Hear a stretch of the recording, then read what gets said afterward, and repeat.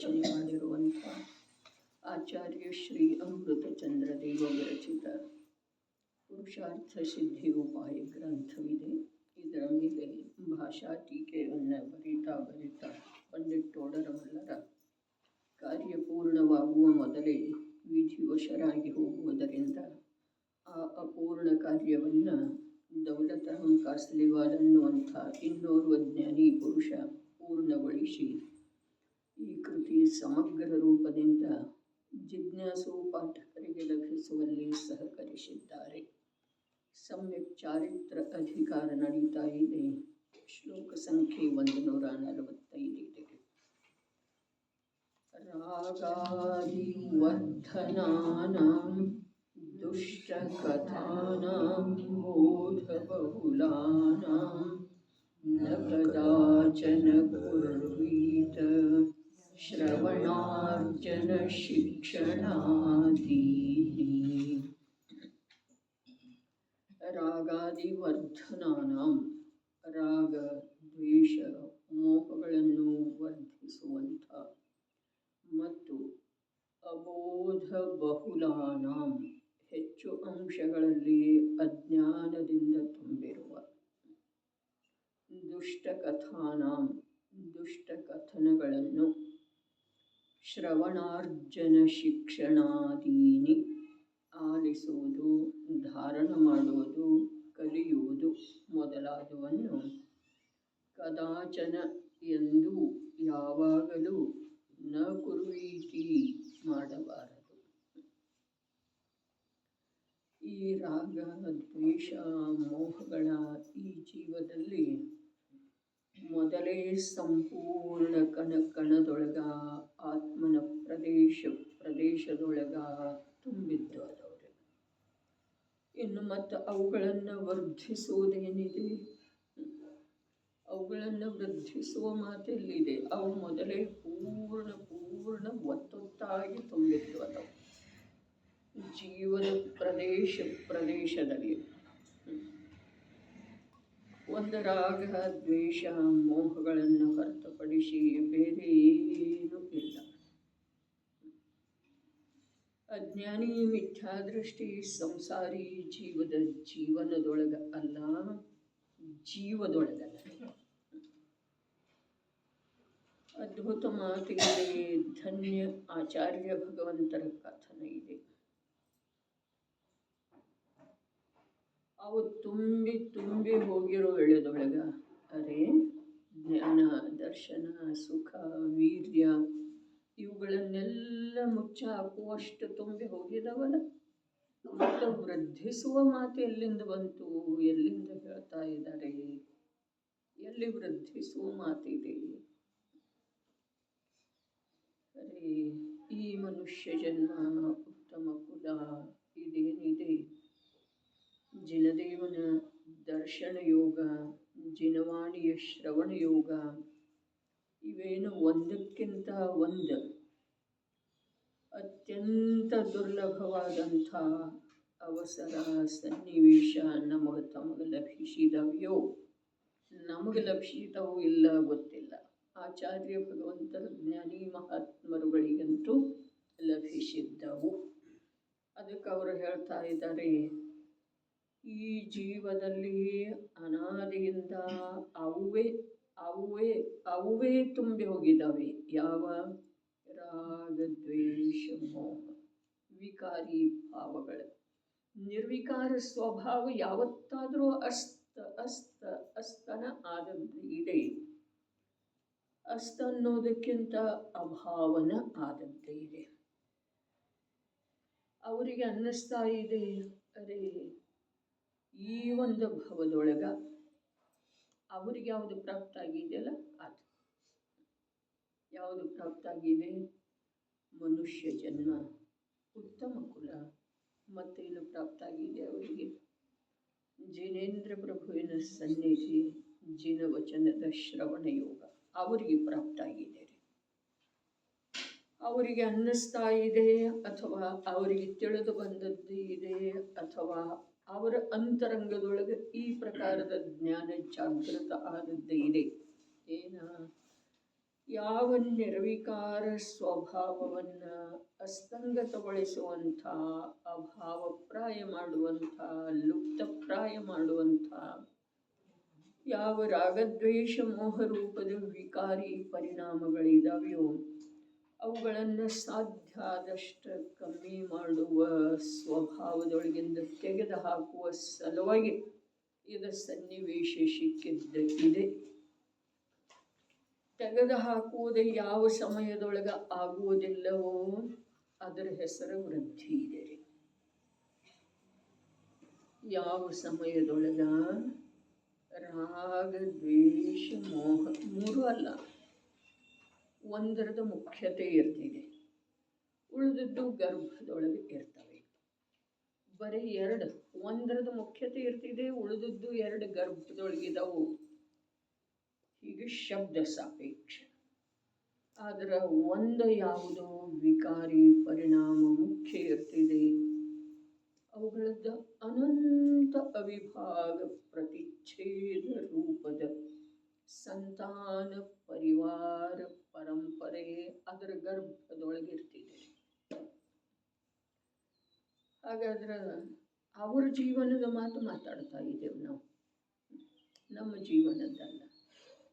ಅವರಿಗೆ ಅನ್ನಿಸ್ತಿದೆ ಅರೆ ಅನಾದಿ ಅನಾದಿ ಅನಂತ ಅನಂತ ಅನಂತ ಪರಾವರ್ತನ ಕಾಲಗಳ ವ್ಯತೀತಾಗಿ ಹೋದು.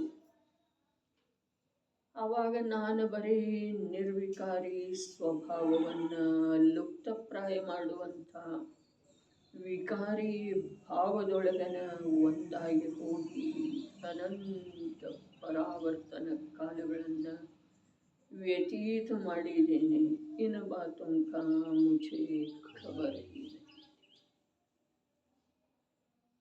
ಯಾವಾಗ ಹಾಗೆ ಅನ್ನಿಷ್ಟಲ ಅರೆ ರೇ ನಾ ನಿರ್ವಿಕಾರ ಜ್ಞಾನ ಆನಂದ ಸುಖ ಬಲಸ್ವರೂಪಿ, ಅರೆ ಚೈತನ್ಯದ ಬಲ, ಜ್ಞಾನದ ಬಲ, ಜ್ಞಾನ ದರ್ಶನದ ಬಲದಿಂದ ಸುಖ, ಇಂಥ ಸ್ವಭಾವಿ ನಾನಿದ್ದೇನೆ ಅನ್ನುವುದರದ ಪರಿಚಯವೇ ಇರಲಿಲ್ಲ. ಅಂಥೇಳಿ ಯಾವಾಗ ಅವರಿಗೆ ಪರಿಚಯ ಆಯಿತೋ, ಒಂದು ಸಮಯ ಸಂವೇದನ ಆಯಿತೋ, ಆವಾಗ ಅನ್ನಿಸ್ತು ಹಾಗಾದರೆ ಇನ್ನು ಈ ರಾಗಾದಿಗಳನ್ನು ಅರ್ಥಾತ್ ವಿಕಾರಿ ಭಾವಗಳನ್ನು ವೃದ್ಧಿಸುವಂಥ ದುಷ್ಟ ಕಥೆ, ಅರೆ ದುಷ್ಟ ಕಥೆ ಶಬ್ದ ಇದೆ. ವೃದ್ಧಿಸುವುದರ್ಥಾತ್ ಏನ? ಅವರ ಸ್ಥಾನಮಾನಗಳನ್ನು ನೋಡಿದ್ರ ಆಚಾರ್ಯ ಅಮೃತಚಂದ್ರ ದೇವರ ಭೂಮಿಕೆಯ ಆಂತರ್ಯದ ಭೂಮಿಕೆಯ ಅವಲೋಕನೆ ಮಾಡಿದರೆ ಒಂದು ಸಮಯದ ಪರ್ಯಾಯದೊಳಗ ವಿಕಾರ ಉತ್ಪನ್ನ ಆಯಿತು ಅಂತಂದ್ರೆ ಅದರ ಹೆಸರು ವೃದ್ಧಿ ಇದೆ. ಮೊದಲು ಹೇಳಿತು ಆತ್ಮನ ಪ್ರದೇಶದೊಳಗ ಅವೇ ಒತ್ತೊತ್ತಾಗಿ ತುಂಬಿದವೆ ಅನಂತ ಕಾಲದಿಂದ, ಮತ್ತು ವೃದ್ಧಿಯಾಗುವ ಮಾತೇನ ಅಂಥೇಳಿ ಮೊದಲು ಭೂಮಿಕೆಯೊಳಗೆ ಪ್ರಶ್ನೆ ಉತ್ಪನ್ನ ಮಾಡಿದ್ದೇ ಇದೆ. ಆದರೆ ಇಲ್ಲಿ ಆಚಾರ್ಯ ಭಗವಂತರ ಹೇಳ್ತಾ ಇರುವಂಥ ಮಾತು ನಮಗೆ ತಮಗೆ ವೃದ್ಧಿಸುವ ಮಾತು ಇಲ್ಲ. ರಾಗದ್ವೇಷ ಮೋಹಗಳ ನಮ್ಮಲ್ಲೇ ವೃದ್ಧಿ ಆಗ್ತಾ ಇದ್ದಾವೇನ? ರಾಗದ್ವೇಷ ಮೋಹಗಳ ಅಜ್ಞಾನಿ, ಮಿಥ್ಯಾದೃಷ್ಟಿ, ಸಂಸಾರ ಲುಬ್ಧ ಜೀವದಲ್ಲಿ ವೃದ್ಧಿ ಆಗ್ತಾ ಇದ್ದಾವೇನ? ಏನಿದೆ ರೀ? ವೃದ್ಧಿಯಾಗುವ ಮಾತು ಅವರಲ್ಲಿ ಇದೆ. ಯಾರಲ್ಲೇ ಆ ರಾಗದ್ವೇಷ ಮೋಹರೂಪದ ವಿಕಾರವನ್ನು ಹೊರತುಪಡಿಸಿ ಅಥವಾ ಅದರ ಪ್ರತಿಸ್ಪರ್ಧಿಯಾದಂಥ ನಿರ್ವಿಕಾರ ಸ್ವಭಾವದ ಪ್ರಕಟತೆನ ಆಗಿಲ್ಲ, ಅನುಭೂತಿನ ಆಗಿಲ್ಲ, ಅವರಲ್ಲಿ ವೃದ್ಧಿಸುವ ಮಾತೇನಿದೆ ರೀ? ಅವೇ ಅದವಲ್ಲ, ಅವುಗಳ ಮಯ ಅದಂದ್ರೆ ಅವುಗಳನ್ನು ಹೊರತುಪಡಿಸಿ ನಮ್ಮ ಅಸ್ತಿತ್ವದೊಳಗೆ ಅಥವಾ ಮಿಥ್ಯಾದೃಷ್ಟಿ ಅನ್ನೋನು ನಮ್ಮಂಥೇಳಿ ಅಂದ್ಕೊಳ್ಳೋದು ನಮಗಷ್ಟು ಧೈರ್ಯ ಸಾಲಲಿಲ್ಲ ಅಂತಂದ್ರೆ ಮಿಥ್ಯಾದೃಷ್ಟಿ ಜೀವನದೊಳಗೆ ಅದನ್ನು ಬಿಟ್ಟು ಏನಿದೆ ಹೇಳ್ರಿ? ರಾಗ ದ್ವೇಷ ಮೋಹವನ್ನು ಬಿಟ್ಟ ಯಾವ ರೂಪದ ಅಸ್ತಿತ್ವದ ಸ್ವೀಕಾರ ಇದೆ ಅವನಿಗೆ? ದೇಹ ಅಂದ್ರೆ ನಾನು ಅನ್ನೋದೇನು ಅಭಿಪ್ರಾಯದೊಳಗಿದೆ ಅಲ್ಲ, ಅದೇನಿದೆ ರೀ? ರಾಗದ್ವೇಷ ಮೋಹದ ಶ್ರೇಣಿಯೊಳಗನ ಇದೆಯೋ ಅಥವಾ ಪ್ರತ್ಯಕ್ಷ ರಾಗದ್ವೇಷ ಮೋಹದ್ದನ ಒಂದು ಪ್ರಕಾರ ಇದೆಯೋ? ಮತ್ತೇನಿದೆ ಹೇಳ್ರಿ? ಏನು ಜ್ಞಾನ ಇದೆ ಅಲ್ಲಿ? ಜೀವದ್ದ, ಜ್ಞಾನದ್ದ, ದರ್ಶನದ್ದ, ಸುಖದ್ದ, ಚೈತನ್ಯ ಬಲದ್ದ ಏನಾದರೂ ಸ್ವೀಕೃತಿ ಇದೆ ಅಸ್ತಿತ್ವದೊಳಗ?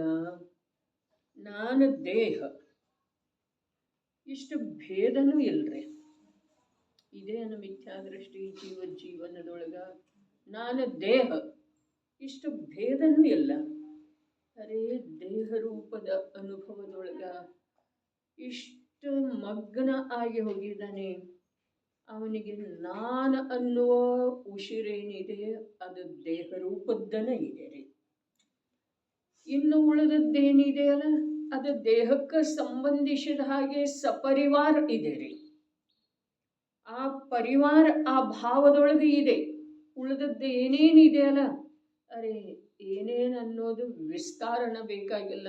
ತಮ್ಮ ತಮ್ಮ ಜೀವನದೊಳಗೆ ಅಪೇಕ್ಷೆ ಇದ್ರೆ ನೋಡ್ಕೊಳ್ಳೋದ್ರಿ ಏನೇನಿದೆ ಅನ್ನೋದು.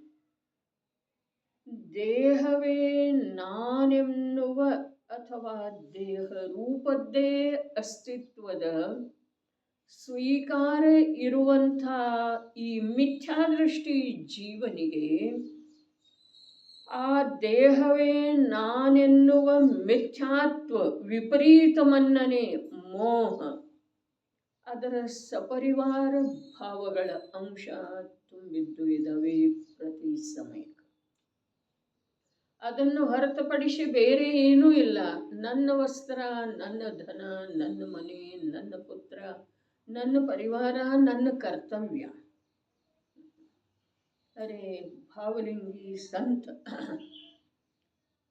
ಭರತ ಕ್ಷೇತ್ರದ ಪಂಚಮ ಕಾಲದ ಪ್ರಥಮ ಮಂಗಲ ಸ್ವರೂಪರಾದಂಥ ಕುಂದು ದೇವ ಹೇಳಿದರು, ಕರ್ತವ್ಯ ನನ್ನ ಸಲುವಾಗಿ ರತ್ನತ್ರಯ ಒಂದೇ ಇದೆ. ಹಾಗಾದರೆ ನಮ್ಮ ಕರ್ತವ್ಯ ಏನೇನು ಅದಾವಲ್ಲ ಅವು ಯಾವುದರ ಆಧಾರದಿಂದ ಅದಾವು? ದೇಹ ಬುದ್ಧಿಯ ಆಧಾರದಿಂದ. ಅಲ್ಲಿ ಚೈತನ್ಯದ ಅಂಶದ್ದು ಕೂಡ ಸ್ವೀಕಾರ ಇಲ್ಲ. ಹೀಗಿರುವ ವೇಳೆದೊಳಗ ನಮ್ಮಲ್ಲೇ ರಾಗಾದಿಗಳ ವೃದ್ಧಿಯಾಗುವ ಮಾತು ಎಲ್ಲಿಂದ ಬರ್ತಿದೆ ರೀ? ಇನ್ನು ಒಂದು ಕಣ ಕೂಡ ರಾಗದ ಅಲ್ಲಿ ಬಂತು ಅಂತಂದ್ರೆ ಅದಕ್ಕೆ ಅವಕಾಶನೇ ಇಲ್ಲ. ಅಷ್ಟು ನಮ್ಮಲ್ಲೇ ಏನಿದೆ ರೀ? ವಿಕಾರಿ ಭಾವ ಸರ್ವವ್ಯಾಪಿ ಆಗಿದೆ ರೀ. ನಮ್ಮ ಆತ್ಮನ ಪ್ರದೇಶದೊಳಗೆ, ನಮ್ಮ ಅನುಭೂತಿಯ ಪ್ರದೇಶದೊಳಗೆ, ಅನುಭೂತಿಯ ಸಾಮರ್ಥ್ಯದೊಳಗೆ, ಅದೇ ನಮ್ಮ ಜ್ಞಾನದರ್ಶನದ ಪ್ರದೇಶದೊಳಗೆಲ್ಲ ಯಾವುದು ವ್ಯಾಪ್ತ ಇದೆ? ವಿಕಾರನೇ ಇದೆ. ಅದರೊಳಗೆ ಇನ್ನೊಂದು ಸ್ವಲ್ಪ ಏನಾದರೂ ವಿಕಾರ ಒಳಗೆ ಹಾಕ್ತೇನೋ ಅಂಥೇಳಿ ಅಂದ್ರೆ ಅದಕ್ಕೆ ಸ್ಥಳಾವಕಾಶ ಇಲ್ಲ. ಅಷ್ಟು ಇದೆ ರೀ. ಹಾಗಾದರೆ ಇಲ್ಲಿ ವೃದ್ಧಿಯಾಗುವ ಮಾತು ಎಲ್ಲಿಂದ ಬರ್ತಿದೆ? ಮಿಥ್ಯಾದೃಷ್ಟಿಯಲ್ಲಿ ಬರೋದನೇ ಇಲ್ಲ. ಅಲ್ಲಿ ಒಂದು ಕಣ, ಒಂದು ಬಿಂದು, ಇನ್ನೊಂದು ಸ್ವಲ್ಪ ವಿಕಾರ, ಒಂದು ಅಂಶ ವಿಕಾರ ಅಲ್ಲಿ ಸೇರ್ಪಡೆ ಆಗಲಿಕ್ಕೆ ಅವಕಾಶ ಇಲ್ಲ. ಇಂಥಲ್ಲೇ ವೃದ್ಧಿಯಾಗುವ ಮಾತೆಲ್ಲಿಂದ ಬರ್ತಿದೆ? ಹಾಗಾದರೆ ವೃದ್ಧಿ ಯಾರಿಗಾಗ್ತಿದೆ? ಯಾರಿಗೆ ವಿಕಾರವನ್ನು ಹೊರತುಪಡಿಸಿ ಕೂಡ ಇನ್ಯಾವುದಾದ್ರದ್ದು ಸ್ವೀಕಾರ ಇದೆಯಲ್ಲ, ಜ್ಞಾನದೊಳಗೆ, ಸತ್ತಾದೊಳಗೆ, ದರ್ಶನದೊಳಗೆ, ಬಲದೊಳಗೆ, ಇನ್ಯಾವುದರದ್ದು ಯಾವುದರದ ವಿಕಾರವನ್ನು ಹೊರತುಪಡಿಸಿ ಇನ್ಯಾವುದರದ್ದಾದ್ರದ್ದು ಸ್ವೀಕಾರ ಅಥವಾ ಅಲ್ಲಿ ಸ್ಥಳಾವಕಾಶ ಪಡೆದಿತ್ತು ಅಂತಂದ್ರೆ ಅಲ್ಲಿ ವಿಚಾರ ಇದೆ. ಇನ್ನು ಇದರ ವೃದ್ಧಿ ಆಗಬಾರ್ದು. ಯಾವುದರದ? ವಿಕಾರದ, ರಾಗ ದ್ವೇಷ ಮೋಹ ರೂಪದ ವಿಕಾರ. ಗಂಭೀರವಾಗಿ ಆಲೋಚನೆ ಮಾಡುವಂಥ ಸುಂದರವಾದಂಥ ಅವಕಾಶ ನಮ್ಮ ಜೀವನದೊಳಗೆ ಸಿಕ್ಕತ್ತೆ ಇದೆ. ವಿಚಾರ ಮಾಡಲಿಕ್ಕೆ ಅವಕಾಶನ ಜೀವಕ್ಕೆ ಸಿಕ್ಕೋದಿಲ್ರಿ, ಸಿಕ್ಕೋದನೇ ಇಲ್ಲ. ಇಷ್ಟು ವ್ಯಸ್ತ ಇದ್ದಾರೋ ಅಥವಾ ಇಲ್ಲ ಮನುಷ್ಯರ. ಈಗ ಸ್ವಲ್ಪ ನಮ್ಮನ್ನು ಈಗ ಸ್ವಲ್ಪ ಬೇರೆ ಮಾಡೋನವ್ರಲ್ಲೇ, ನಮ್ಮ ಹಾಗೆ ಮನುಷ್ಯ ಜನ್ಮ ಪಡೆದಿರುವಂಥವ್ರ, ನಮಗಿಂತ ಅಧಿಕ ಬಾಹ್ಯ ಅನುಕೂಲತೆ ಇರುವಂಥವ್ರ, ಅಥವಾ ನಮ್ಮಷ್ಟ ಅನುಕೂಲತೆ ಇಲ್ಲದವ್ರ ವ್ಯಸ್ತ ವ್ಯಸ್ತ ವ್ಯಸ್ತ ಇದ್ದಾರೋ ಅಥವಾ ಇಲ್ರಿ? ಯಾವುದರೊಳಗ ಯಾವುದರೊಳಗ ಯಾವುದರೊಳಗ ಅರೆ ಯಾವುದು ಒಳಗೆ ತುಂಬಿದೆಯಲ್ಲ ಅದರೊಳಗರೆ ವ್ಯಸ್ತ ಇದ್ದಾರನ್ರಿ, ತ್ರಸ್ತ ಇದ್ದಾರನ್ರಿ, ಅಥವಾ ವ್ಯಸ್ತ ಇದ್ದಾರನ್ರಿ, ತ್ರಸ್ತ ಇದ್ದಾರನ್ರಿ? ಅರೆ ಪಾಪ ಅನ್ನಿಸ್ತಿದೆ. ವಿಚಾರ ಮಾಡಬಹುದಾಗಿದೆ. ಇದನ್ನು ಹೊರತುಪಡಿಸಿ ಕೂಡ ಜೀವದ ಸ್ವಭಾವ ಇಲ್ಲಿ ಇದರ ಜೊತೆಗೇನ ಪ್ರಗಟ ಆಗುವ ಸಾಧ್ಯತೆ ಇದೆ. ಏನು ಹೇಳ್ತು?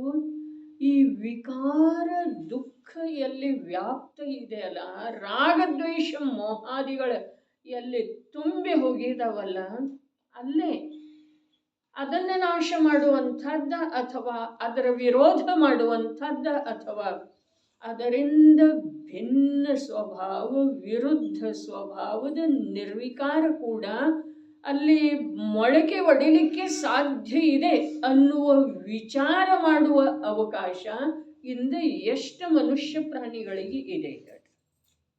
ಹಾಗಾದ್ರೆ ಈ ಅವಕಾಶ ಸಿಕ್ಕಿರುವ ವೇಳೆದೊಳಗ ಅತ್ಯಂತ ಗಂಭೀರತೆಯಿಂದ, ಅತ್ಯಂತ ಗಂಭೀರದ ಶಬ್ದದ ಅರ್ಥ ಮತ್ತೇನೂ ಇಲ್ಲ, ಏಕಾಗ್ರತೆಯಿಂದ ಚಿಂತೆ ಎಲ್ಲವ ಬಿಟ್ಟು ಅದು ತನ್ನಂತರಂಗದ ಆತ್ಮನನುಭವ ಮಾಡಿಕೊಳ್ಳುವುದು.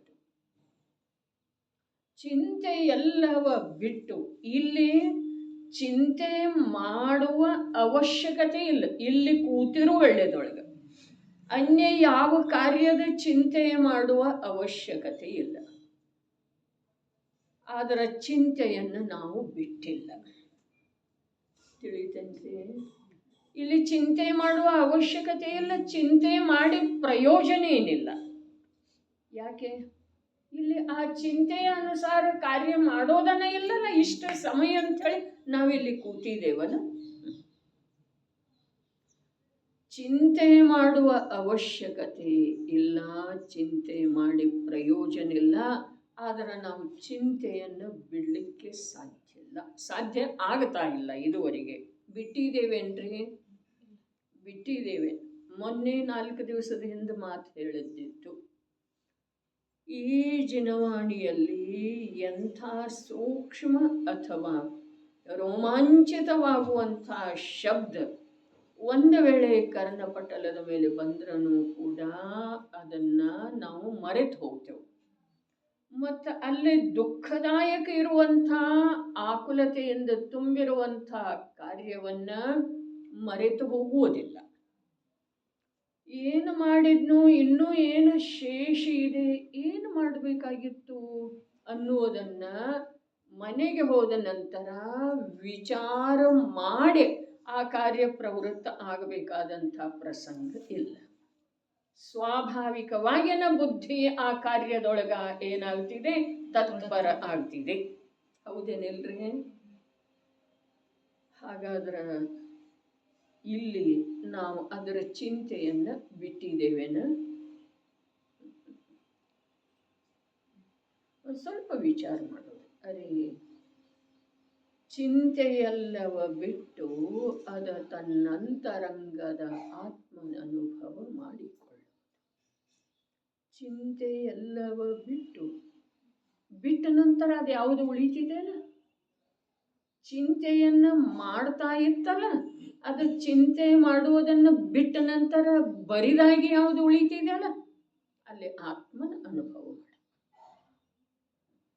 ಅದರಿಂದ ಆತ್ಮನ ಅನುಭವ ಮಾಡಿ. ಅದನ್ನು ಆತ್ಮನ ಅನುಭವದೊಳಗೆ ತೊಡಗಿಸಿ. ಆದರೆ ನಾವಿಲ್ಲಿ ದೈಹಿಕವಾಗಿ ಬಂದಿದ್ದೇವೆ, ಮಾನಸಿಕವಾಗಿ ಯಾವಾಗರೇ ಇದರದ ವಿಷಯದ ಜೊತೆಗೆ ಒಂದಾಗುವ ಸ್ವಲ್ಪ ಪ್ರಯತ್ನ ಮಾಡ್ತೇವೆ. ಅದರ ಪರಿಣಾಮ ಅಭಿಪ್ರಾಯ, ಜ್ಞಾನ, ಭಾವ ಇದು ಯಾವುದು ನಮಗೆ ಇಲ್ಲಿ ಬಂದಿಲ್ಲ. ಅದಕ್ಕೆ ಗಂಭೀರತೆಯಿಂದ ವಿಚಾರ ಮಾಡುವುದು ಅಂಥೇಳಿ ಪದೇ ಪದೇ ವಕ್ತಾರರ, ಉಪದೇಶಕಾರರ, ಗುರುಗಳ, ಜ್ಞಾನಿಗಳ ಹೇಳ್ತಾ ಇರ್ತಾರೆ, ಎಚ್ಚರ ಮಾಡ್ತಾ ಇರ್ತಾರೆ. ವೃದ್ಧಿ ರಾಗಾದಿಗಳದ ವೃದ್ಧಿ ಯಾರಿಗಾಗ್ತಿದೆ? ಯಾರಿಗೆ ರಾಗಾದಿಗಳನ್ನು ಹೊರತುಪಡಿಸಿ ಅದರಿಂದ ವಿರುದ್ಧವಾದಂಥದ್ದು ಕೂಡ ವೀತರಾಗ ಅಥವಾ ನಿರ್ವಿಕಾರ ಸ್ವಭಾವದ ಅನುಭವ, ಸಂಸ್ಪರ್ಶ, ಅಸ್ತಿತ್ವ, ವಿದ್ಯಮಾನತೆ ಭಾಸಿತಾಗಿದೆಯೋ ಅವರಿಗೆ ಇನ್ನಿದನ್ನು ಬೆಳೆಸೋದು ಬೇಡ. ಇನ್ನಿದನ್ನು ಬೆಳೆಸೋದು ಬೇಡ. ಯಾವುದನ್ನ? ರಾಗಾದಿಗಳನ್ನು ಇನ್ನು ಬೆಳೆಸೋದು ಬೇಡ. ಬೆಳೆಸೋದು, ವೃದ್ಧಿಯಾಗೋದರ ಅರ್ಥ ಏನ? ಯಾವ ಸಮಯದಲ್ಲಿ ಜ್ಞಾನಿ ಮಹಾತ್ಮನಿಗೆ ಜ್ಞಾತಾ ಸ್ವಭಾವದ ಆನಂದಮಯನಾದಂಥ ರೂಪಿ ಚಿನ್ಮಾತ್ರ ಆತ್ಮ ಬುದ್ಧಿಪೂರ್ವಕ ಕೂಡ ಒಂದು ಸ್ವಲ್ಪ ಗೌನ ಆಗ್ತಾನೋ ಅಲ್ಲಿ ರಾಗದ ವೃದ್ಧಿ ಆಗ್ತದೆ. ಜ್ಞಾನಿ ಧರ್ಮಾತ್ಮ ಪುರುಷನ ಉಪಯೋಗದೊಳಗಿಂದ ಅಬುದ್ಧಿಪೂರ್ವಕ ಕೂಡ ವಿಕಾರಕ್ಕೆ ಕಾರಣೀಭೂತವಿರುವಂಥ ವಸ್ತುವಿನ ಮಹಿಮೆ ಬರ್ತಿದೆಯೋ ಅಲ್ಲಿ ರಾಗದ ವೃದ್ಧಿ ಆಗ್ತಿದೆ. ಬಿಡಿಸಿ ಹೇಳಬೇಕಾಯ್ತು ಅಂತಂದ್ರೆ ಪಂಚ ಅಣುವ್ರತ ಅಥವಾ ಪಂಚ ಮಹಾವ್ರತ, ಅರಹಂತ ಸಿದ್ಧ ಮೊದಲಾದ ಪಂಚಪ್ರಭುಗಳ ಜೀವನದ ಕುರಿತು, ಪರಮೇಷ್ಠಿಗಳ ಜೀವನದ ಕುರಿತು, ಅಂತರಂಗದ ಪರಿಣತಿಯ ಕುರಿತು, ಅಂತರಂಗದ ಪವಿತ್ರತೆಯ ಕುರಿತು ಸಾಕ್ಷಾತ್ ಮುನಿಯಾಗಿರುವಂಥವನಿಗೆ ಅಥವಾ ಗೃಹಸ್ಥನಿಗೆ ಅಥವಾ ಅವಿರತ ಸಮ್ಯಕ್ ದೃಷ್ಟಿ ಜೀವನಿಗೆ ಮಹಿಮಾ ಬಂತು ಅಂತಂದ್ರೆ ಅದರ ರಾಗದ ವೃದ್ಧಿ ಇದೆ. ಧರ್ಮ ನಾವು ಎಷ್ಟು ಸುಲಭ ಅಂಥೇಳಿ ತಿಳಿದಿದ್ದೇವೆಯೋ ಅಷ್ಟು ಸುಲಭಂತೂ ಇಲ್ಲ. ಮತ್ತು ಮನಸ್ಸು ಮಾಡಿದೆವು, ನಾವು ತಯಾರಾದೆವು, ನಮಗೆ ಧರ್ಮವನ್ನು ಹೊರತುಪಡಿಸಿ, ನಮ್ಮ ಸ್ವಭಾವದ ಪ್ರಾಪ್ತಿಯನ್ನು ಹೊರತುಪಡಿಸಿ ನಮ್ಮ ಜೀವನದೊಳಗ ಇನ್ನೊಂದು ಯಾವುದು ಧ್ಯೇಯ ಇಲ್ಲ ಅನ್ನೋದು ನಮ್ಮ ಬುದ್ಧಿಯೊಳಗೆ ನಿರ್ಣಯ ಮಾಡಿದೆವು ಅಂತಂದ್ರೆ ಧರ್ಮ ಸುಲಭನ ಇದೆ ರೀ, ಸುಲಭನ ಇದೆ. ಆದ್ರೆ ನಮಗೆ ಬೇಕಿಲ್ಲ, ನಮ್ದು ನಿರ್ಣಯ ಇಲ್ಲ, ಏನು ಮಾಡ್ತಾ ಇದ್ದೇವೆ ಅನ್ನೋದು ನಮಗೆ ಗೊತ್ತಿಲ್ಲ. ಇಲ್ಲಿ ರಾಗಾದಿಗಳ ವೃದ್ಧಿ, ರಾಗ ದ್ವೇಷ ಮೋಹಗಳನ್ನು ವೃದ್ಧಿಸುವಂಥ ಕಥನೇನೋ ಸೂಕ್ಷ್ಮ ಭಾಗ್ಯದಿಂದ ಕೇಳಿ ಬರ್ತಿದೆ. ಆದರೆ ಗ್ರಹಣ ಸ್ಥೂಲದ್ದು ಕೂಡ ಆಗುವುದಿಲ್ಲ.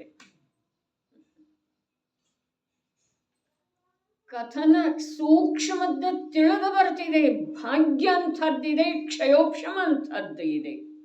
ಆದರೆ ಗ್ರಹಣ ಮಾತ್ರ ಸ್ಥೂಲದ್ದು ಕೂಡ ಆಗುವುದಿಲ್ಲ. ಇದು ಅತ್ಯಂತ ಖೇದದ ಸಂಗತಿ ಇದೆ. ಸಾಧಕ ಜೀವದ ಜೀವನದೊಳಗೆ ಪಂಚಪ್ರಭುಗಳ ಕುರಿತು, ಪಂಚ ಮಹಾವ್ರತದ ಕುರಿತು, ಪಂಚ ಅಣುವ್ರತದ ಕುರಿತು ಭಕ್ತಿಯ ಅಥವಾ ಮಹಿಮೆಯ ಭಾವ ಬಂತು ಅಂತಂದ್ರೆ ಅದು ಅವನ ಜೀವನದೊಳಗ ರಾಗದ ವೃದ್ಧಿ ಮಾಡಿಸುವಂಥದ್ದಿದೆ. ಅರ್ಥಾತ್ ಪರ್ಯಾಯದೊಳಗೆ ರಾಗ ಆಗೋದನ್ನ ವೃದ್ಧಿ ಇದೆ ರೀ.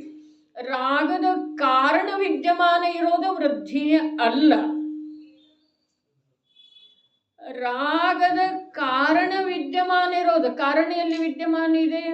ಅರೆ ಕಾರಣ ಶುದ್ಧ ಪರ್ಯಾಯವನ್ನು ತೆಗೆದು ಓದರೆ ಕಾರಣ ಎಲ್ಲಿ ವಿದ್ಯಮಾನ ಇದೆ? ರಾಗದ ಕಾರಣ ಎಲ್ಲಿ ವಿದ್ಯಮಾನ ಇದೆ? ಅರೆ ಪರ್ಯಾಯದೊಳಗೆ ವಿದ್ಯಮಾನ ಇದೆ. ಪ್ರದೇಶದ ಮೇಲೆ, ಆತ್ಮ ಅಂದರೆ ಆಕಾಶದ್ದಲ್ಲ, ಆತ್ಮನ ಪ್ರದೇಶದ ಮೇಲೆ ಸಂಸ್ಕಾರ ಇದೆ ಮತ್ತು ಅಲ್ಲೇ ಇರುವಂತಹ ಕರ್ಮಗಳದ್ದು ಕೂಡ ಉದಯ ಇದೆ. ಈ ಪ್ರಕಾರ ಕಾರಣ ವಿದ್ಯಮಾನ ಇರೋದಾ ಇದರ ರಾಗದ ಮಾತಲ್ಲ, ರಾಗದ ವೃದ್ಧಿಗೆ ಕಾರಣ ಇಲ್ಲ.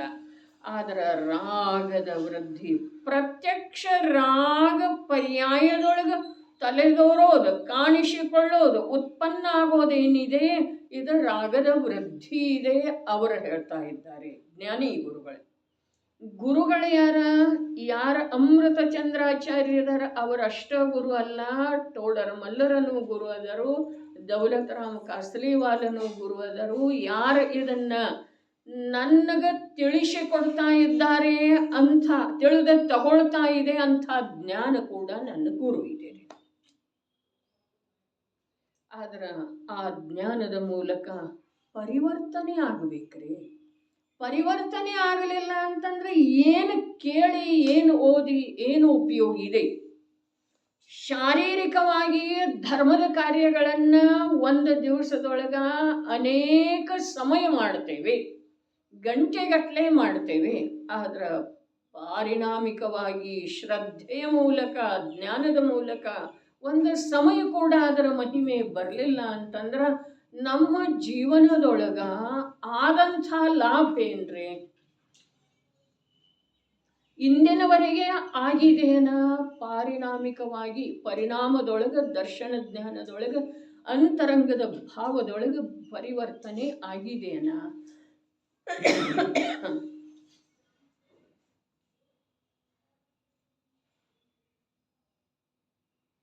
ಶಾಸ್ತ್ರಗಳನ್ನು ಓದಿದ್ದಾಯ್ತು,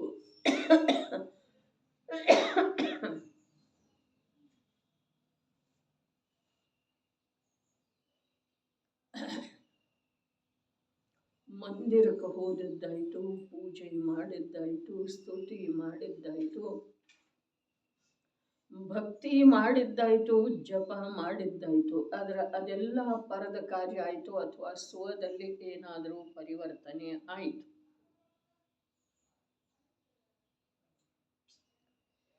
ಆಯ್ತೇನಾ?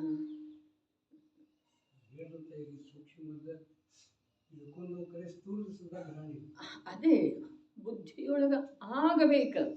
ಅರೆ ಸೂಕ್ಷ್ಮ ತಿಳ್ಕೊಳ್ಳುವಂಥ ಭಾಗ್ಯ ಪ್ರಾಪ್ತ ಆಗಿದೆ. ಅದರ ಸ್ಥೂಲ ರೂಪದಿಂದ ಕೂಡ ಗ್ರಹಣ ವಿಚಾರ ಮಾಡಿದ್ರೆ ಹೀಗೆ ಜೀವನ ಒಂದು ದಿವಸ ಇದು ಪೂರ್ಣ ಆಯಿತು ಅಂತಂದ್ರೆ ದೀರ್ಘ ಸಂಸಾರ, ಅನಂತ ಸಂಸಾರ, ಅನಂತ ದುಃಖ ನಮ್ಮ ಪಾಲಿಗೆ ಕಟ್ಟಿಟ್ಟ ಬುದ್ಧಿ ಇದೆ. ನಾವು ಒಪ್ಪಿದ್ರೂ ಸರಿ, ತಿಳಿದ್ರೂ ಸರಿ, ತಿಳಿದೇ ಇದ್ರೂ ಸರಿ, ಅಲಕ್ಷ್ಯ ಮಾಡಿದ್ರೂ ಸರಿ, ನಮ್ಮ ಕರ್ತವ್ಯ ನಮಗ ಅಂದ್ರೂ ಸರಿ. ಅದಕ್ಕೆ ಯಾರೂ ಹೊಣೆ ಅಲ್ಲ, ಯಾರೂ ಹೊಣೆ ಅಲ್ಲ. ಜೀವ ಏಕಾಕಿಯಾಗ್ಯನ ದುರ್ಭಾವಗಳನ್ನು ಮಾಡ್ತಾನೆ. ಜೀವ ಏಕಾಕಿಯಾಗ್ಯನ ಅದರ ಫಲವನ್ನ ಒಂದು ಸಮಯ ಭಾವ ಮಾಡಿದ್ರ ಅದರ ಫಲ ಒಂದು ಸಮಯದೊಳಗೆ ಭೋಗಿಸೋದು ಆಗುವುದಿಲ್ಲ. ಒಂದು ಸಮಯದೊಳಗೆ ಭೋಗಿಸೋದು ಆಗುವುದಿಲ್ರಿ.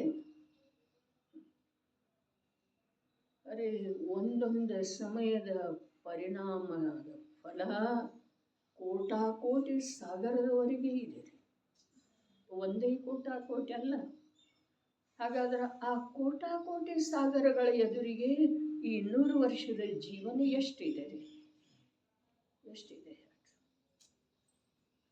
ಮತ್ತು ಅಂಥವು ಎಷ್ಟು ಕೋಟಾಕೋಟಿಗಳ ಆಗೋರಿ ಈ ಜೀವನದೊಳಗ? ಲೆಕ್ಕಿದೆ? ಗಣಿತ ಮಾಡಿದ್ದೇವೆ ಯಾವತ್ತಾದರೂ? ಬರೀ ಮುಖವಾಡ ಇಟ್ಕೊಂಡ್ರೆ ಏನೂ ಆಗೋದಿಲ್ರಿ. ಮುಖವಾಡದಿಂದ ಏನಾಗ್ತಿದೆ? ದುಃಖ ಆಗ್ತಿದೆ ಅಷ್ಟೆ. ವರ್ತಮಾನದಲ್ಲೇನು ಭವಿಷ್ಯದೊಳಗಂತೂ ಮುಖವಾಡ ಕಳಚಿ ಬೀಳೋದಲ್ಲರಿ. ಇನ್ನೊಂದ್ಸಲ ತಿಳ್ಕೊಳ್ರಿ, ಸೂಕ್ಷ್ಮ ಅರ್ಥವನ್ನ ಗ್ರಹಣ ಮಾಡುವಂಥ ಭಾಗ್ಯ ಕ್ಷಯೋಕ್ಷಮ ಲಭಿಸಿದೆ. ಅದರೊಳಗೆ ನಮ್ದು ಪುರುಷಾರ್ಥ ಏನೂ ಇಲ್ಲ. ಏನಿದೆ ಅದರೊಳಗೆ ನಮ್ಮ ಪುರುಷಾರ್ಥ? ಇಂದು ಏನು ನಡೆದದ್ದು ಇದೆ?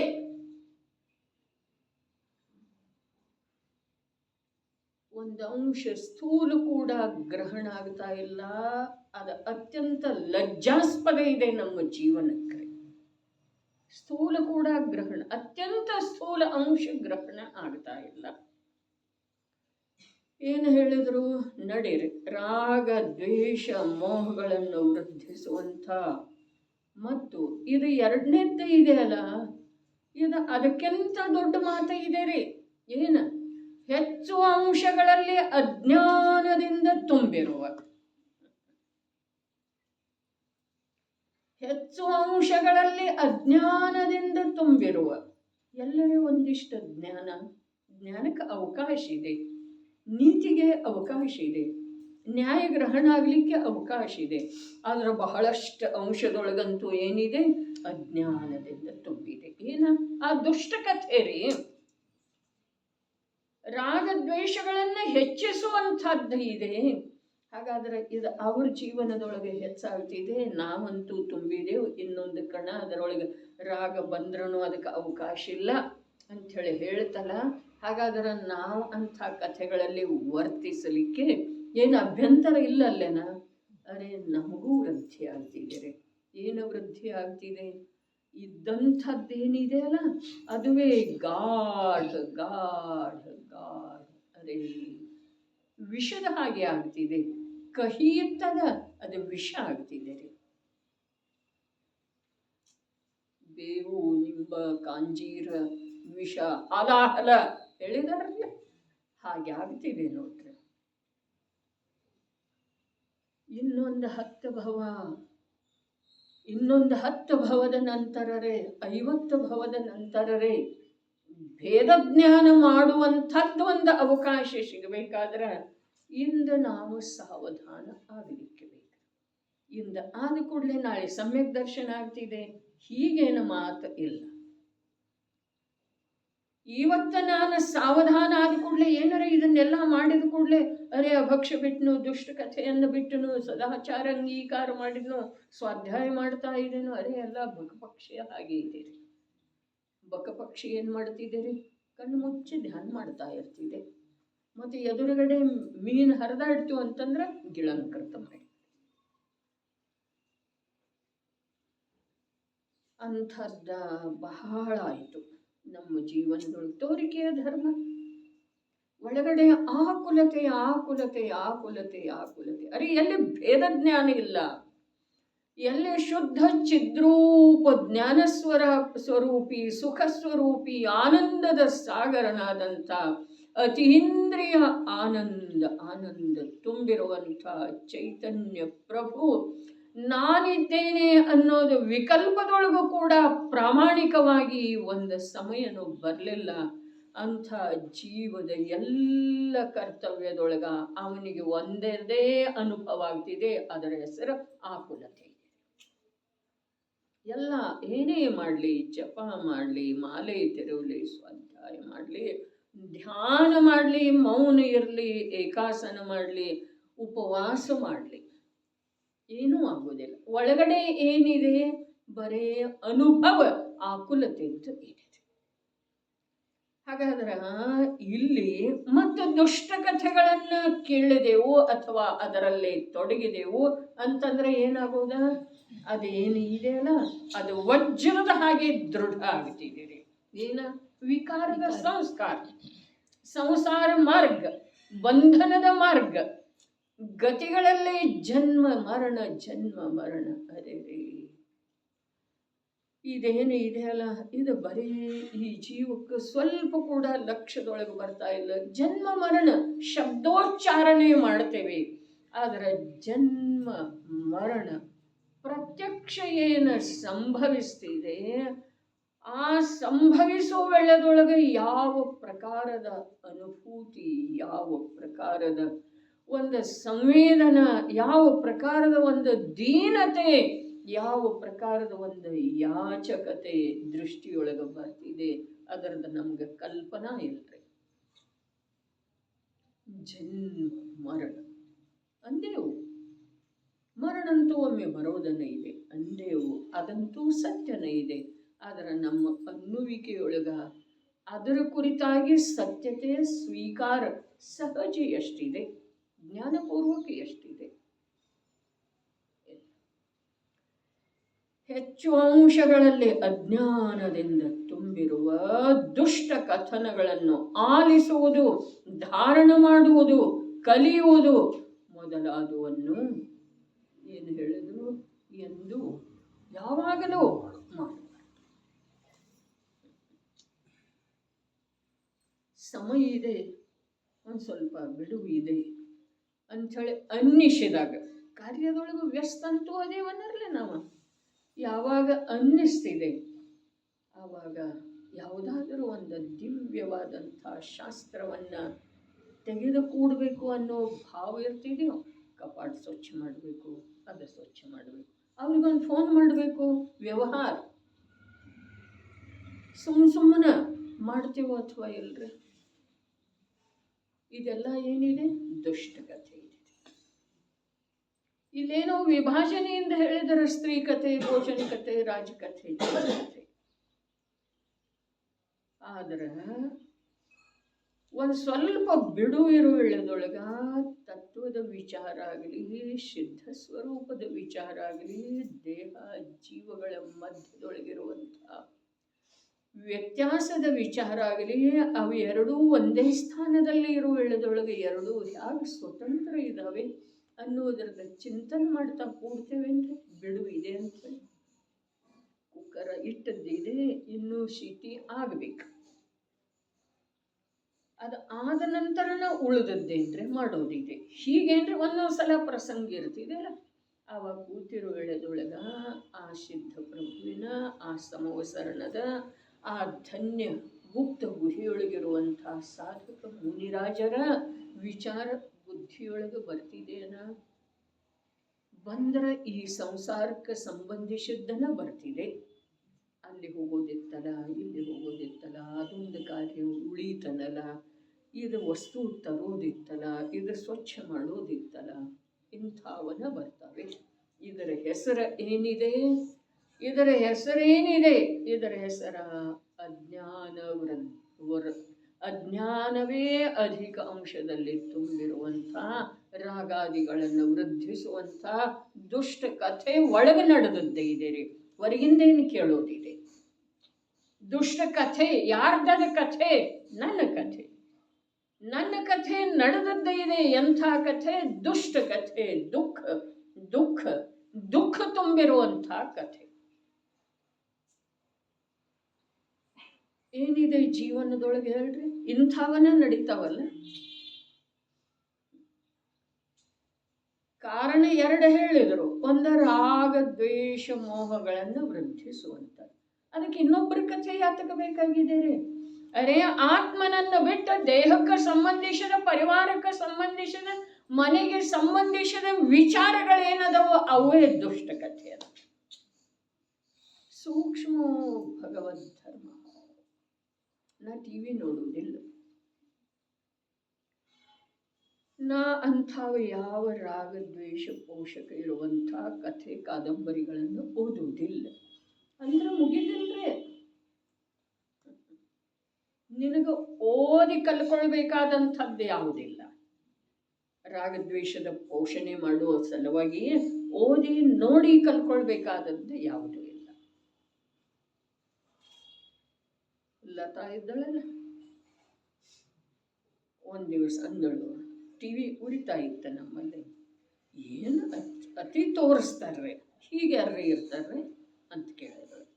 ಲತಾ, ಇದು ಬಹಳ ಅಲ್ಪ ತೋರಿಸ್ತಾರೆ, ತೋರಿಸಲಿಕ್ಕೆ ಬರುವುದಿಲ್ಲ, ಒಳಗಡೆ ಬಹಳ ಇದೆ ವಿಕೃತಿ. ಏನು ತೋರಿಸ್ತಾರಲ್ಲ, ಅಭಿನಯ ಮಾಡಿ ಬಣ್ಣ ಹಚ್ಚಿ ಶಬ್ದದ ಮೂಲಕ ಅದು ಬಹಳ ಅಂಶ ಮಾತ್ರ ಬರ್ತಿದೆ. ಒಳಗಡೆ ಇದೆ ಸಂಪೂರ್ಣ ವಿಕಾರಿ ಭಾವದ ಕಥನವನ್ನ ಶಬ್ದದಿಂದ ಮಾಡೋದು ಸಾಧ್ಯ ಇಲ್ಲ, ಅಭಿನಯದಿಂದ ತೋರಿಸಿಕೊಡೋದು ಸಾಧ್ಯ ಇಲ್ಲ. ಬಹಳ ಇದೆ. ಹಂಗಂತೀರಿ ತಾಯಿ? ಅರೇ, ಹಂಗ ಇದೆ ನೋಡು. ಒಳಗೆ ಏನೇನು ಅನ್ನಿಸ್ತಿದೆ ಅದನ್ನೆಲ್ಲ ಹೇಳಲಿಕ್ಕೆ ಬರ್ತಿದೆ. ಎಷ್ಟು ಪಾಪದ ಭಾವಗಳ, ಎಷ್ಟು ವಿಕೃತ ಭಾವಗಳ, ಎಷ್ಟು ಮಲಿನ ಭಾವಗಳ ನಮಗರಿವಿಲ್ಲದೆ, ನಮ್ಮ ಪ್ರಯತ್ನ ಇಲ್ಲದೆ ನಮ್ಮ ಅಂತರಂಗದೊಳಗೆ ಬರ್ತಾವೆ, ಮನೆ ಮಾಡ್ತಾವೆ, ಪ್ರಭಾವ ಬೀರ್ತವೆ, ನಮ್ಮ ಜ್ಞಾನವನ್ನು ತಿಂತಾವೆ, ನಮ್ಮ ಭವಿಷ್ಯವನ್ನು ನಷ್ಟ ಮಾಡ್ತವೆ. ಯಾವ ಪ್ರಯತ್ನನೂ ಇಲ್ಲ, ನಮಗೆ ಅರಿವೇ ಇಲ್ಲ. ಏನು ಸ್ವಲ್ಪ ನಡಿ ಪಾಪದ ವಿಚಾರ ಮಾಡೋದು, ಯಾರು ಕೂತು ಮಾಡ್ತಾರೆ? ಹಾಗಾದ್ರೆ ಪುಣ್ಯದ ವಿಚಾರ ಮಾಡಿದ್ರೆ ಪುಣ್ಯ ಬರ್ತಿದೆ ರೀ? ಏನಿದೆ? ಎಲ್ಲವೂ ಸಹಜ. 4 ಧ್ಯಾನ ಅದಾವಲ್ಲ, ಅದರೊಳಗೇನು 4 ಸಮಾನನ ಅದಾವ ಅಥವಾ 2 ಸಲುವಾಗಿ ಪ್ರಯತ್ನ ಬೇಕಾಗ್ತಿದೆ.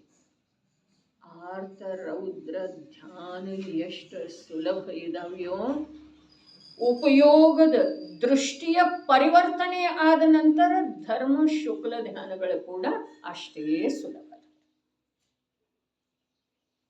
ಆರ್ತ ಧ್ಯಾನ ಮಾಡುವ ಸಲುವಾಗಿ, ರೌದ್ರ ಧ್ಯಾನ ಮಾಡುವ ಸಲುವಾಗಿ ಏನು ಮಾಡ್ತೀವ್ರಿ? ಏನು ಮಾಡ್ತೇವೆ? ಏನು ಮಾಡುವುದಿಲ್ಲ, ಯಾವ ಪ್ರಯತ್ನನೂ ಮಾಡಬೇಕಾಗಿಲ್ಲ.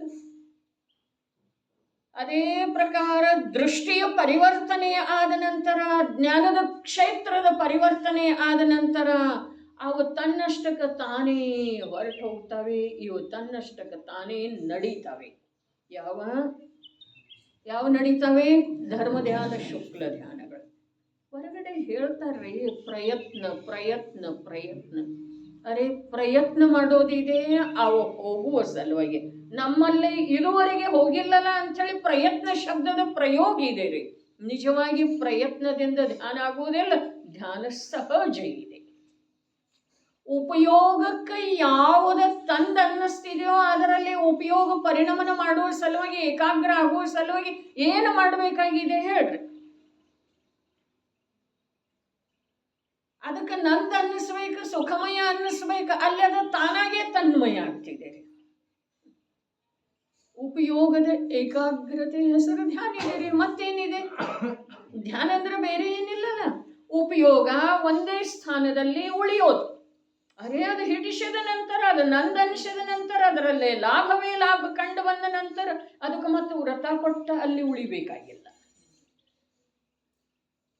ಅದಕ್ಕೆ ಶರೀರದ ಸ್ಥಿರತೆ ಬೇಕಾಗಿಲ್ಲ.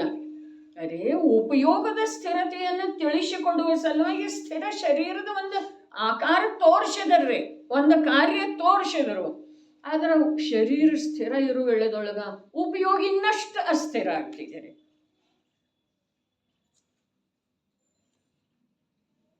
ಅದಕ್ಕೆ ಯಾವುದು ಹೇಳಿದ್ರೂ ಕೂಡ ಮಿಥ್ಯಾದೃಷ್ಟಿ ಜೀವ ತನಗೆ ಆಗಬೇಕೋ ಹಾಗೆ ತಿಳ್ಕೊಳ್ಳೋದು. ಜಿನಾಗಮದಲ್ಲಿ ಉಪದೇಶ ಅಂತೂ ನಿನ್ನನ್ನು ಮೇಲೆತ್ತುವ ಸಲುವಾಗಿದೆ. ಆದರೆ ನಿನ್ನ ಭಾವದೊಳಗನ ಮೇಲೆ ಏಳುವ ಗುರಿ ಇರಲಿಲ್ಲ ಅಂತಂದ್ರೆ ನೀನು ಯಾವುದು ಕೇಳಿದ್ರೂ ನೀನು ಕೆಳಗನೆ ಇಳಿಯೋ. ಕೆಳಗೆ ಇಳಿಯೋದ ನಿಶ್ಚಿತ ಇತ್ತು ಅಂತಂದ್ರೆ ಕೆಳಗನೆ ಇಳಿಯೋ. ಏನು ಹೇಳಿರು ನೋಡ್ರಿ, ಬಹಳ ಅದ್ಭುತ ಮಾತಿದೆ. ರಾಗ ದ್ವೇಷ ಮೋಹಗಳನ್ನು ವೃದ್ಧಿಸುವಂಥ ಮೊದಲನೇ ಇತ್ತು. ಅರೇ ಅವುಗಳನ್ನೇನು ಹೆಚ್ಚು ಮಾಡೋದಿದೆ? ಅವುಗಳದ್ದು ಶ್ರುತ ಪರಿಚಿತ ಅನುಭೂತ ಎಲ್ಲ ಮೈಗೂಡಿದ್ದು ಇದರಲ್ಲಿ. ಅದನ್ನು ಬಿಟ್ಟ ಅಸ್ತಿತ್ವನ ಬೇರೆ ಇಲ್ಲ. ಮತ್ತೇನು ಅವುಗಳನ್ನು ಬೆಳೆಸುವ ಸಲುವಾಗಿ ಮತ್ತು ಕಥೆಗಳನ್ನು ದುಷ್ಟ ಕಥೆಗಳನ್ನು ಕೇಳೋದ? ಹೇಳ್ರಿ ನೋಡೋಣ. ಅರೆ ಎಷ್ಟು ಅಲಿಪ್ತ, ಎಷ್ಟು ಜಗಜಂಗುಳಿಯಿಂದ ಭಿನ್ನ ಇರ್ತಿದೆಯೋ ಅಷ್ಟು ಈ ಜೀವಕ್ಕ, ಅರ್ಥಾತ್ ಕಲ್ಯಾಣಾಭಿಲಾಷಿ ಜೀವಕ್ಕ ಲಾಭ ಆಗೋದಿದೆ. ಎಷ್ಟು ವ್ಯವಹಾರದೊಳಗೆ ಬರ್ತಿದೆಯೋ ಅಂಥೇಳಿ ಹೇಳಿದ್ರೆ ಕುಂದು ಪ್ರಭು ಏನ ಜೋ ಸೋರಹ ವ್ಯವಹಾರಮೇವ ಜಾಗತಾ ನಿಜ ಕಾರ್ಯವೇ. ಯಾವ ವ್ಯವಹಾರದೊಳಗೆ ನಿದ್ರಿಸ್ತಾ ಇದ್ದಾನೋ ಅರ್ಥಾತ್ ವ್ಯವಹಾರದ ಕಾರ್ಯದೊಳಗೆ ಜಾಗೃತ, ನನಗೆ ಅಲ್ಲಿ ಹೋಗೋದಿದೆ, ಅರೇ ಅಷ್ಟಕ ಮಾಡೋದಿದೆ. ಅರೇ ಹಿಟ್ಟು ಎಷ್ಟು ದಿವಸ ಆಯ್ತು, ನೀರು ಯಾವಾಗ ಸೋಷ ಇದೆ, ಯಾವಾಗ ಕಾಶ ಇದೆ, ಇಲ್ಲಿ ಯಾವ ಜಾಗೃತದನಲ್ಲ ವ್ಯವಹಾರದೊಳಗೆ. ಸೋರಹ ನಿಜ ಕಾರ್ಯವೇ. ಎಲ್ಲಿ ತಿಳಿತಿದೆ, ಯಾವಾಗ ತಿಳಿತಿದೆ? ಅದನ್ನೇ ಧರ್ಮ ಅಂಥೇಳಿ ನಂಬಿ ಕೂತಿರುವಂಥ ಈ ಮೂಢ ಜೀವಕ್ಕ ಧರ್ಮ ಒಂದು ಬೇರೆ ಇದೆ ಅಂಥೇಳಿ ಹೇಳಿದ್ರೆ ನೀವು ತಿಲಿಮಿಲಿಗೊಳ್ತಾನ್ರಿ.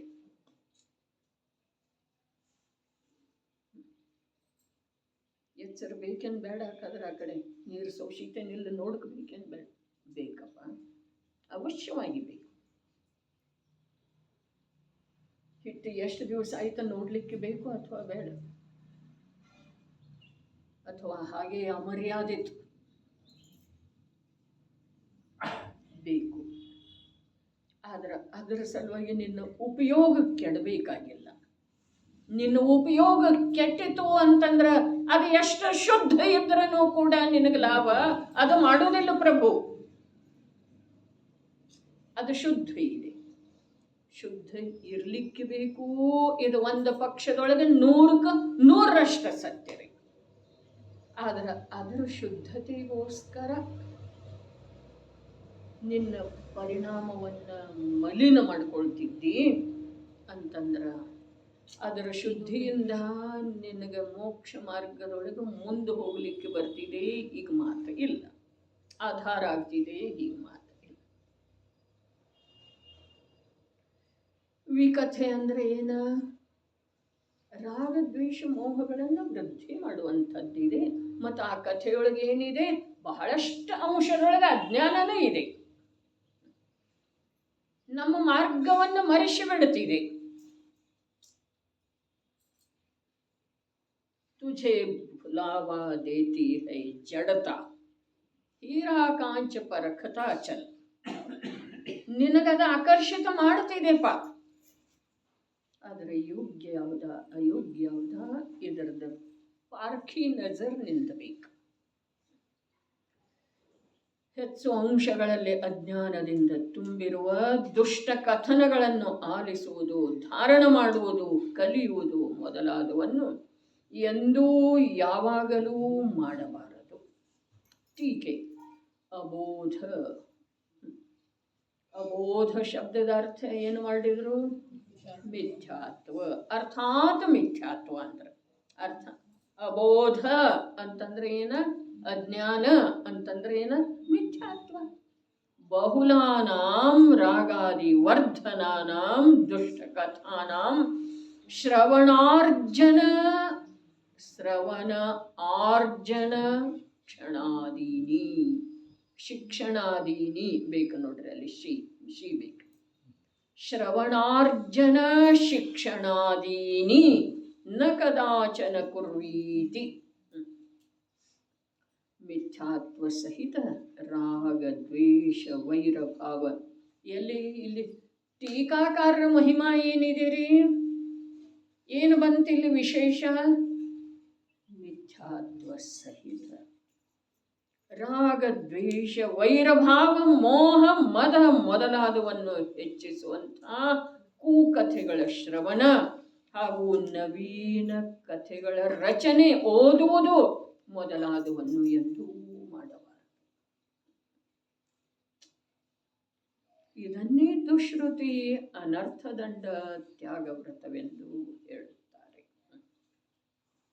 ಮಿಥ್ಯಾತ್ವ ಸಹಿತ ರಾಗ ದ್ವೇಷ ವೈರಭಾವ ಮೋಹ. ಎಲ್ಲಿ ಮಿಥ್ಯಾತ್ವದ ನಾಶ ಮಾಡುವ ಸಲುವಾಗಿನ ಈ ಜನ್ಮದ ಪ್ರಾಪ್ತಿಯಾದದ್ದು ಇದೆ.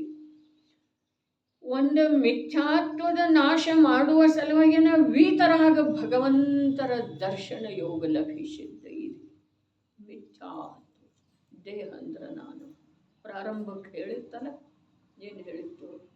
ದೇಹ ಅಂದ್ರ ನಾನು ಅನ್ನುವಂಥ ಯಾವ ಧ್ವನಿ ಅನುಭೂತಿ ಸಂವೇದನ್ ಒಳಗಿನಿಂದ ಬರ್ತಾ ಇದೆಯಲ್ಲ, ಆ ಸಂವೇದನದೊಳಗ ಈ ಏನೇನು ವಿಕೃತ ಭಾವದವಲ್ಲ, ಅರೆ ಅನಂತದವ್ರೆ ಅಂಥೇಳಿನ ಅವಿಭಾಗ ಪ್ರತಿಚ್ಛೇದ ಅಂಥೇಳಿ ಶಬ್ದ ಪ್ರಯೋಗ ಮಾಡಿದರೆ ಅದರ ಗರ್ಭದೊಳಗೆ ಒಂದು ಭಾವ, ವಿಕಾರಿ ಭಾವ, ದೇಹ ಅಂದ್ರ ನಾನು.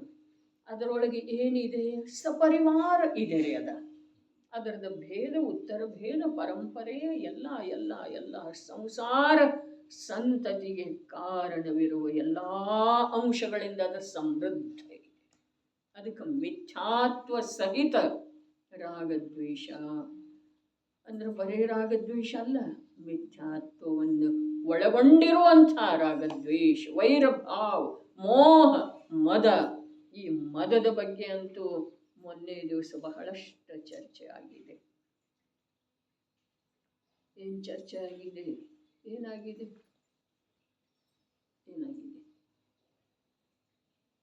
ಎಲ್ಲರೂ ಇದ್ರೇನರಿ, ಯಾರು ಕೆಲವರು ಇರ್ಲಿಕ್ಕಿಲ್ಲ, ಇಲ್ಲದವ್ರಿಗೆ ಮಾಫಿ ಇದೆ, ಹೀಗೆ ಮಾತಿಲ್ಲ.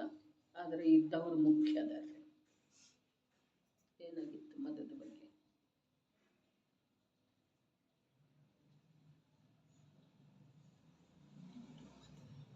ಹೋಗಿ ಮನ್ಯಾಗ ಕೇಳಕ್ಬೇಕೇನಿಲ್ಲ, ಇದ್ರಾಗ ಐತಲ್ಲ ಅದು.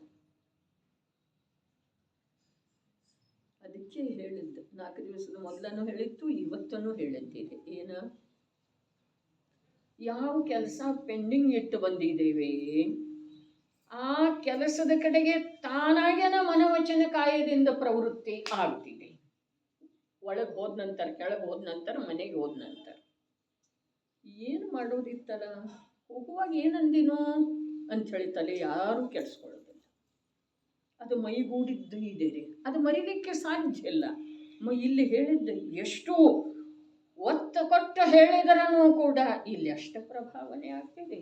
ಮತ್ತು ಮನೆಯಾಗ ಹೋದ ನಂತರ ಅದು ಮತ್ತು ನಾಳೆ ಬಂದು ಕೇಳಿದ್ರೆ ಏನ ಅನ್ನೋದು ಗೊತ್ತಿಲ್ಲ. ಈಗಂತೂ 2 ದಿವಸ ಕಳೆದು ಹೋಗಿದ್ದಾವೆ, ಒಂದೇ ದಿವಸ ಕಳೆದಿದೆ, 2 ಅಲ್ಲ. ಗರ್ವದ ಬಗ್ಗೆ, ಮದದ ಬಗ್ಗೆ, ಅಭಿಮಾನದ ಬಗ್ಗೆ ಏನು ಹೇಳಿತ್ತು?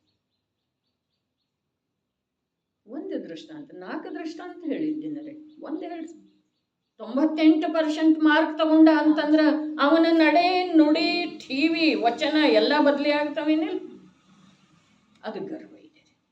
ಅದಕ್ಕೆ ಮತ್ತೆ ಸಂಬಂಧಿಸಿದ ಹಾಗೆ 4 ದೃಷ್ಟಾಂತ ಕೊಟ್ಟಿದ್ದು.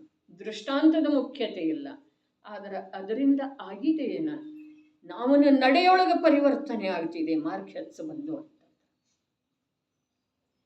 ಅವನ ನುಡಿಯೊಳಗೆ ಪರಿವರ್ತನೆ ಆಗ್ತಿದೆ. ಗರ್ವ ಸರ್ವಾಂಗದೊಳಗೆ ಕಾಣಿಸ್ತಿದೆ. ಅವನ ಟಿವಿಯೊಳಗೆ, ಅವನ ವಚನದೊಳಗೆ, ಅವನ ವರ್ತನೆಯೊಳಗೆ ಆಗ್ತಿದೇನೆ. ಲಾಭ ಆಯಿತು, ಧನದ ಲಾಭ ಆಗ್ತಿದೇನಿಲ್ಲ. ಪರಿವರ್ತನೆ ಏನು ಮಾಡಿ ಕಲ್ಕೊಳ್ತಾನವ ಆ ಪರಿವರ್ತನೆಯನ್ನ? ಆ ವಿದ್ಯಾರ್ಥಿ, ಆ ವ್ಯಕ್ತಿ, ಆ ಮನುಷ್ಯ, ಸಮಾಜದೊಳಗೆ ಒಂದಿಷ್ಟು ಏನಾದರೂ ಮುಖ್ಯ ಕಾಣಿಸಿಕೊಂಡ ಅಂತಂದ್ರೆ ಅವನ ಸರ್ವಾಂಗದಲ್ಲಿ ಪರಿವರ್ತನೆ ಆಗ್ತಿದೆಯೋ ಅಥವಾ ಇಲ್ರಿ? ಯಾಕಾಗ್ತಿದೆ? ಇದು ಮಾತು ಇತ್ತು. ಇಲ್ಲಿ ಬಂದಿದೆ ಈ ಶಬ್ದ ಮದ. ಮಿಥ್ಯಾತ್ವ ಸಹಿತ ರಾಗ, ದ್ವೇಷ, ವೈರಭಾವ, ಮೋಹ, ಮದ ಮೊದಲಾದವನ್ನು ಹೆಚ್ಚಿಸುವಂಥ ಕಥೆಗಳ ಶ್ರವಣ ಹಾಗೂ ನವೀನ ಕಥೆಗಳ ರಚನೆ, ಓದುವುದು, ರಚನೆ ಮಾಡೋದು ಮತ್ತು ಓದೋದು ಎರಡು ಮೊದಲಾದವನ್ನು ಎಂದೂ ಮಾಡಬಾರದು. ಅಲ್ಪದಾದ ಜೀವನದೊಳಗೆ ಅದಕ್ಕೆಲ್ಲ ಸಮಯ ಕೊಟ್ರ ನಮ್ಮ ಹತ್ರ ಉಳಿತಿದ್ದಲ್ಲಿ ಆಚಾರ್ಯ ಭಗವಂತರ ಹೇಳಿರುವುದ, ಸರ್ವಜ್ಞ ಪರಮಾತ್ಮರ ತೋರಿಸಿರುವುದ, ನಮ್ಮ ಶಾಶ್ವತ ಕಲ್ಯಾಣಕ್ಕೆ ಕಾರಣ ಆಗುವಂಥದ್ದ ಆ ಕಾರ್ಯ ಮಾಡಲಿಕ್ಕೆ ಎಲ್ಲಿ ವೇಳೆ ಉಳಿತಿದೇನ? ಇದೇ ಎಷ್ಟು ವೇಳೆ ನಮ್ದ? ಈ ಕಾಲದೊಳಲ್ಪ ಆಯುಷ್ಯ, ಚಿತ್ತದ ಏಕಾಗ್ರತೆಯೂ ಅಲ್ಪ. ಅದೆಷ್ಟಿದೆ ಏಕಾಗ್ರ ಆಗೋದು? ಆಯುಷ್ಯ ಅಲ್ಪ. ಇಲ್ಲಿ ಬರ್ಲಿಕ್ಕೆ ಸಿಗೋದು ಅಲ್ಪ. ದಿನ ಬರ್ಲಿಕ್ಕೆ ಆಗೋದಿಲ್ಲ. ವಾರಕ್ಕೊಂದ್ಸಲ ಬರೋದು, ತಿಂಗಳಿಗೊಂದ್ಸಲ, 6 ತಿಂಗಳಿಗೊಂದ್ಸಲ. ನಿಮ್ ಬಂದಿರೋ ವೇಳೆದೊಳಗೆ ಉಪಯೋಗಿಸ್ತೀರಾ? ಎಷ್ಟಾಗ್ತಿದೆ? ಎಲ್ಲ ಜ್ಞಾನಿಗಳು ಹೇಳಿ ಹೋದ್ರು, ಏನು ಹೇಳಿದ್ರು, ಏನು ನೋಡಿದ್ರು ಅದನ್ನು ಹೇಳಿದ್ದಾರೆ. ಆದರೆ ನಮಗದು ಕಾಣಿಸೋದಿಲ್ಲ. ಎಲ್ಲಿ ತನಕ? ಅಲ್ಲಿ ತನಕ ತಿಳಿಯೋದಿಲ್ಲ. ಎಂದೂ ಮಾಡಬಾರ್ದು ಅಂತ ಹೇಳಿ ಹೇಳಿದ್ರು. ಏನು? ಮಿಥ್ಯಾತ್ವ ಸಹಿತ ರಾಗ, ದ್ವೇಷ, ವೈರಭಾವ, ಮೋಹ, ಮದ ಮೊದಲಾದವನ್ನು ಹೆಚ್ಚಿಸುವಂಥ ಕೂಕಥೆ.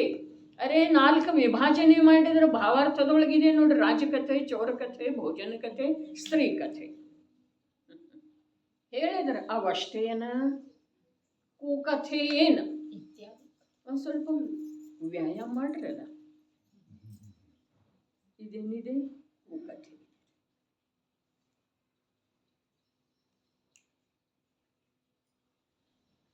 ಅಪ್ಪಾಜಿಗೆ ಎಷ್ಟು ಸರಿ ಹೇಳಿದ್ರೆ ಗೌರನ್ನ ಬರ್ತಾವೆ. ಮುಂಜಾನೆ ಒಂದು ಸ್ವಲ್ಪ ಗಾರ್ಡನ್ದಾಗ ಹೋಗ್ಬರ್ರಿ, ನಾ ಬರ್ತೀನಿ ಬೇಕಾದ್ರೆ ನೋಡೋಣ ನಾ ಹೇಳ್ತೀನಿ.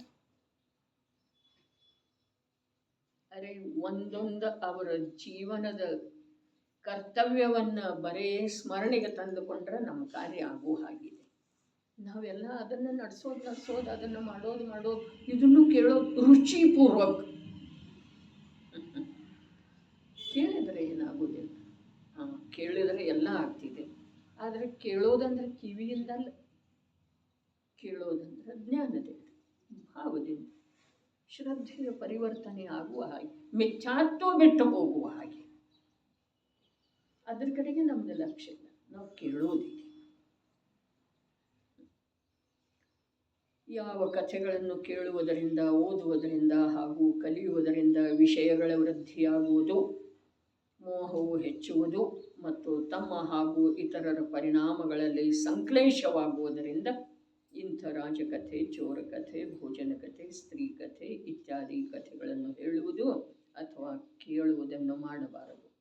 ಮಹಾಹಿಂಸೆಯ ಕಾರಣ ಮತ್ತು ಅನೇಕ ಅನರ್ಥಗಳನ್ನು ಉತ್ಪನ್ನ ಮಾಡುವಂಥ ಜೂಜನ್ನು ಕೂಡ ತ್ಯಾಗ ಮಾಡಬೇಕಾಗುವುದು.